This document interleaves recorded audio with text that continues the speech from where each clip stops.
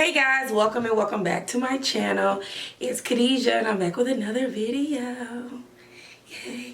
So, if you've been tuning in to me, then you know that I graduated from nursing school, that I was getting ready to take the NCLEX, and I was just had a lot of things that I was getting ready to do and preparing for. And I'm here to update you guys. I think I shot a video maybe at the beginning of the year. No, I think my last video I posted in December, if I'm not mistaken. But yes, I'm here to update you guys on everything. So let's start off with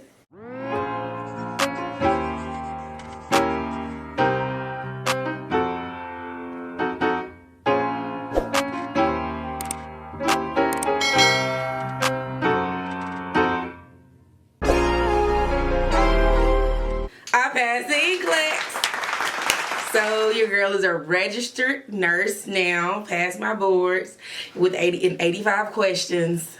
When it cut off, I didn't know what to think. I didn't know if I was doing good, doing bad. I didn't feel good about it. I didn't feel bad about it. But it's just like, how did I do? And then it was a waiting game to actually get my results in. But yeah, so graduated from nursing school. I took my boards maybe 2 weeks ago. It was on the 13th. So I took it then, found out, I took it on a Saturday, and then turned out that Monday was Martin Luther King Day. So I didn't know if it was going to be, I'm not going to get my results for Tuesday type of thing. But luckily they came in on Sunday. Like, it was the anticipation, like up at 6 a.m. refreshing the page to see if anything popped up. And luckily it said RN, so I was happy.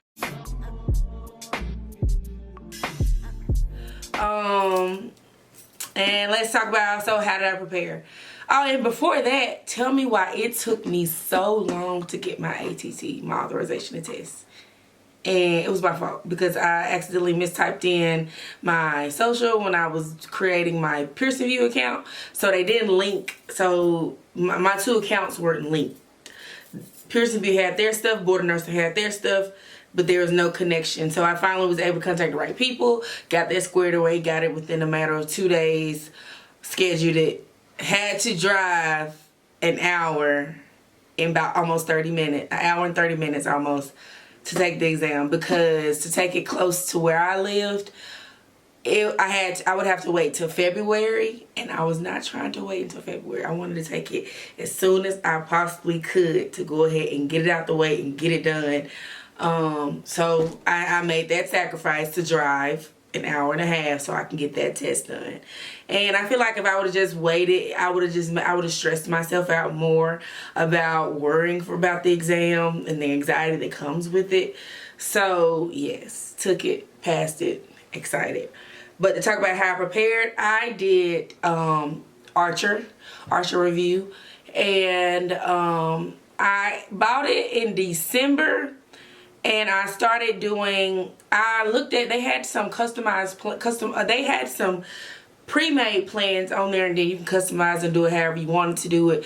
But so I just pulled up one of the pre-made plans, and I was just following that. While I do 85, I would do, because I think I picked the 3 weeks because I was hoping to take it in 3 weeks. And with the 3-week plan, it was 85 questions a day, and then it was videos and lessons that you would watch each day. I kept up with my questions, but the videos get real lengthy.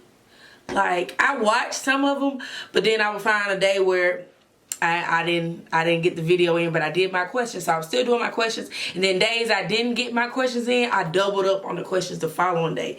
But following behind on them videos, trying to play catch up with them videos was a lot. And granted, that's what I was gonna do. I was starting to kind of, get with the plan, but I was like, oh, I got time. I don't have an actual test day yet. But then I finally got my ATT, and guess what?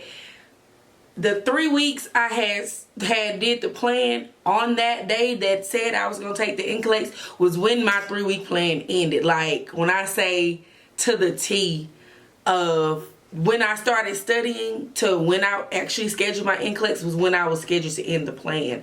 And at that point, I had stressed myself out because I was like, now I'm scheduled, but I ain't finished these videos. So now I'm trying to do the videos, and on top of that, I started orientation for work. So now I got modules and stuff to do for work and orientation and trainings on top of trying to watch these videos and do the videos for my job.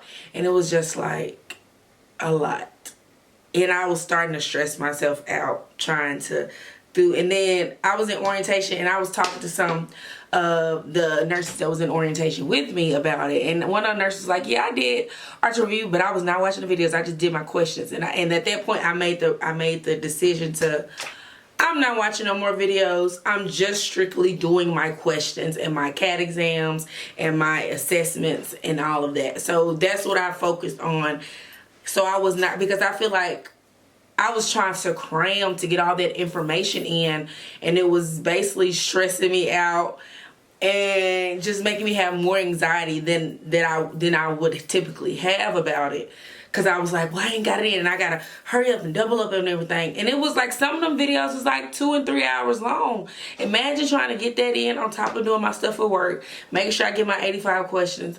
And it was a lot. So I made the executive decision to only do my questions and my assessments. And I did I would do 85 questions. And of those 85 questions a day, I would have 2 readiness assessments a week and a CAT exam a week. So I did that all for 3 weeks. And I know people were saying if you get 4 readiness assessments and get very likely to pass in a row, then you're doing great. And I got that. And I passed my pre-assessment, and I passed all my CAT exams. And so that's how I was preparing. And it's like no true way to prepare, because even when you prepare, you still don't feel prepared. Like one of my classmates went and took it, and she said she studied, or it's like no, the material she saw in there was just like no way to just be like, oh, I need to study this because this is going to be on because you don't know what's going to be on the exam. And it's just like, so there's really no need to stress yourself out. As long as you're doing your questions, it's really just a game of figuring out how to answer the questions. And doing my review on Archer allowed me to realize that sometimes I didn't read the question fully, and I would get it wrong because I wasn't really reading the question. Like it'll say da da da da, which one is not the right choice, but I would not see that, and I would click the right choices and it'd be like wrong because you didn't read the question. So it really allowed me to adapt my test taking skills and just be ready to take the exam and just be ready to get through the questions. So when I went in for my exam, it was like scheduled at 10:30.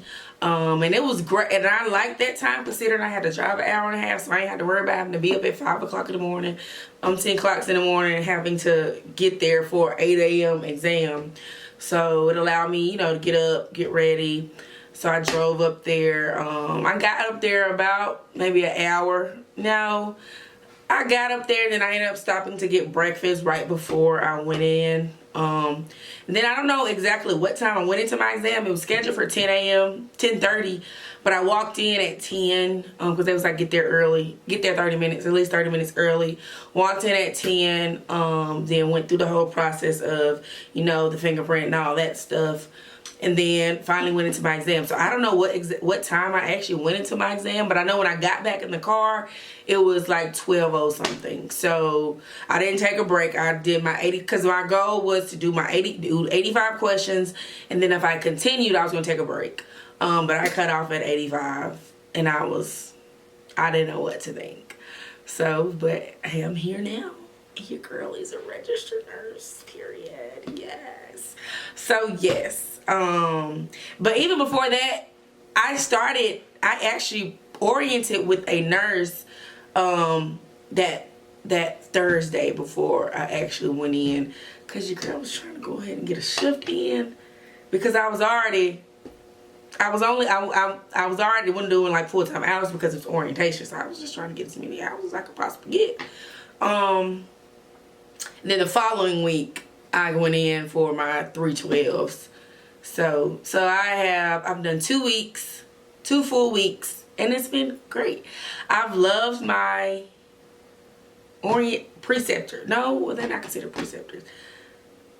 I don't know what to call it. My orienter. The people I've been with have been amazing, awesome. Typically it would be the person, my original person, and then the following week they went on vacation, so I was assigned to someone else. Then here we got, I won't even say a snowpocalypse. We didn't get no snow, but there was a lot of ice, so some people couldn't make it into work. So my very first day, we were short-staffed. And the person I was supposed to be with wasn't able to make it in because of the ice, so I ended up being with somebody else who was awesome. And then the following week I was with the person I was supposed to be with the other week, and she was amazing. So everyone has been awesome, and I've learned so much with each person, and it's been a great experience. I'm in neuro ICU, so it's been good. I've enjoyed everything so far. Just trying to get this orientation done. So I've been working on my online modules. That's been good. Trying to just, you know, continue to learn skills. And I learned a lot of stuff during my preceptorship, which was because I precepted on that exact floor, which was very, very helpful because it put me ahead with learning how to chart and do my assessments. It was a couple things that I didn't know, but because I already knew so much stuff, it was an easier transition. So I'm still hoping to learn so much more. And I actually had an off stretch of like 6 days, and I was like, this the perk of working those 312s. But it's been a good experience. I'll be going to critical care training soon. So that's one thing. I think at some point we start modules to do for the CCRN certification, which is a critical care registered nurse certification that we can sit for after working so many hours. So that's something I'm interested in. I'm also interested in starting back learning to pick up on learning Spanish. So that's the thing. So really just trying to get in here, you know, do what I need to do. Again, I'm still scheduled to start NP school in May, I believe. I haven't heard back from them as far, but I had my packet that told me when orientation was and stuff like that. So I'll just continue to watch that and look at that information. But other than that, everything has been good. So again, like as far as prepping, I did Archer review. I did 85 questions a day. I did start out watching some of the videos. Some of the videos are helpful. They have pre-made plans. They have a 3-week, a 6-week, and a 12-week plan. So I just so happened to do the 3-week plan. It just so happened to align when I was actually taking my exam. So no, I didn't get to watch all the information, but it is helpful information. So if you do get on there and it's and you have the time, you can watch those videos. But again, I would say don't overwhelm yourself, because it's similar to like if you were cramming for an exam. Like you're taking in so much information and you could just overwhelm yourself. Like, and I think there's a way when you take your assessment, you could click on 2 questions on stuff that you need to focus on. Like there was an option where you could take, because when I did it, it was like do your questions, do all subjects, all levels, and just do your 85. But there's where you can do different levels: easy, moderate, difficult, hard, or you can focus on certain subjects. Like if you know if there's a subject that you might be weak in, you can focus on that subject. But I just did all subjects, and I just did everything and just continued to do my 85 questions. But other than that, I'm here. I look forward to doing some more videos. I'm gonna see if I can do like a day in the life type of thing, but I might have to wait till night shift. I don't know, you know. Well, being in nursing school versus actually working. Nursing school was no phones, no social media, no this, no that. But I guess being actually in the working, you can have it, but you know, don't violate HIPAA, don't do nothing like that. So I'm gonna see what I can do, but I will come back and make another video to talk about the program that I did and just any upcoming things. But thank you for tuning in, and I pray that you all have a great week. Bye.